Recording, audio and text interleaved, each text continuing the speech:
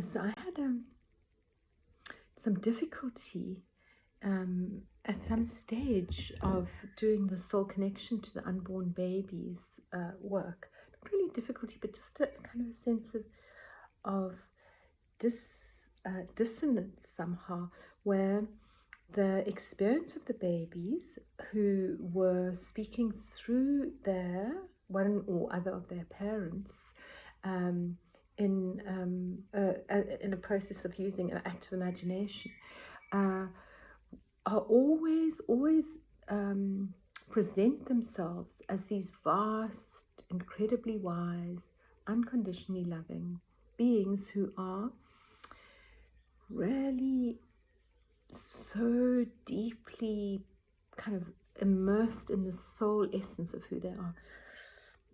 And yet, and this is even so if either one of the parents has been experiencing a lot of trauma. So if, for instance, a mother or a parent comes to do soul integration work or soul connection work because they're feeling kind of guilty that they actually attempted termination that didn't work at the beginning, for instance, that's an assumed trauma for the baby.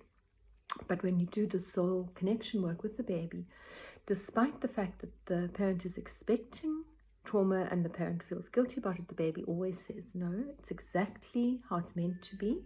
And not only that, but I truly understand what you're going through and have enormous empathy for your experience as well. And this doesn't match the work of perinatal psychologists who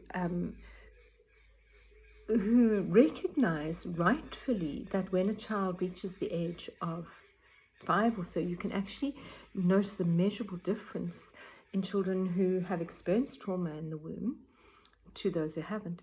So there was this kind of sense of, why are there these two parallel expressions of what's going on that don't really match each other?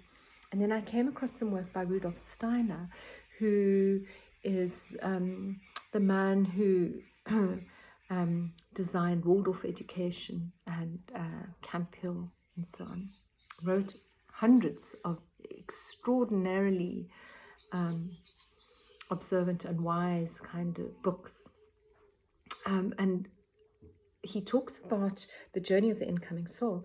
And he says that what happens is that at the moment of conception, the soul arrives in the body as the ovum and the sperm meld. And then there's this massive explosion, like a big bang, and it explodes out into the cosmic sphere. And then gradually over the process of the pregnancy comes into what he calls the lunar sphere. So if you imagine this on a archetypal level, that's the lunar kind of represents the unconscious and the emotional kind of watery state that is quite kind of maternal in a way, and then gradually comes closer to the body, and then as the baby emerges from the womb, so it then enters into its physical body. So the trauma that might be experienced in birth, I think, is held in the body of the baby. It experiences the trauma, it recognizes the trauma. The trauma is held in its little body, but it's not in its body yet. It only comes into its body after it's born.